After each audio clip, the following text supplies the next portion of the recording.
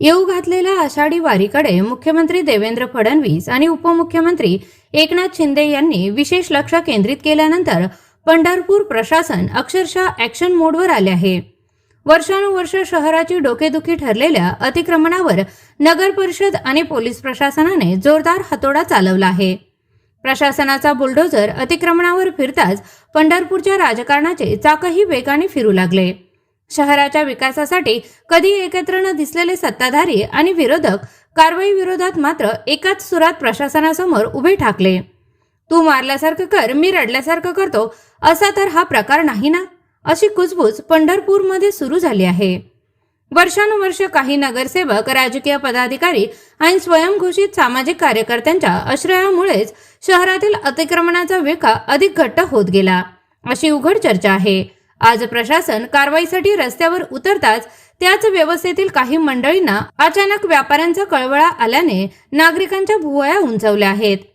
पूर्व सूचना न देता कारवाई केल्याचा आरोप होत असला तरी लाखो वारकऱ्यांची सुरक्षितता, शहरातील वाहतूक आणि मुख्य रस्त्यावरील अडथळे लक्षात घेत प्रशासनाने राजकीय विरोध झुगारून मोहीम युद्धपातळीवर सुरू ठेवली आहे।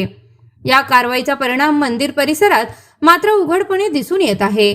कधी प्रशासनाचे न ऐकणारे अनेक व्यापारी आज आपल्या हद्दीत बसल्याने श्री विठ्ठल रुक्मिणी मंदिर परिसरातील रस्ते प्रशस्त, मोकळे आणि भव्य दिव्य दिसू लागले आहेत। इच्छाशक्ती असेल तर पंढरपूर बदलू शकते, हे प्रशासनाने कृतीतून दाखवून दिले।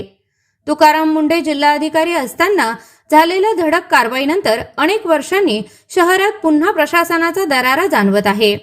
मुख्य अधिकारी महेश रोकडे, प्रशांत डगळे यांच्या धाडसी भूमिकेचे नागरिकांमधून कौतुक होत असून या कारवाईमुळे जनमानसात प्रशासनाची मान उंचावली आहे। दरम्यान मनसे नेते दिलीप बापू धोत्रे यांनी केवळ राजकीय स्टंट किंवा घोषणाबाजी न करता अतिक्रमण कारवाईत नुकसान झालेल्यांना फुलना फुलाची पाकळी म्हणून आर्थिक मदतीचा हात दिला।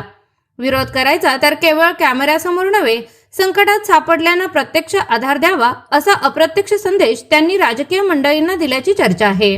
अतिक्रमण योग्य की अयोग्य, कारवाईपूर्वी सूचना दिली की नाही यावर राजकारण सुरूच राहील।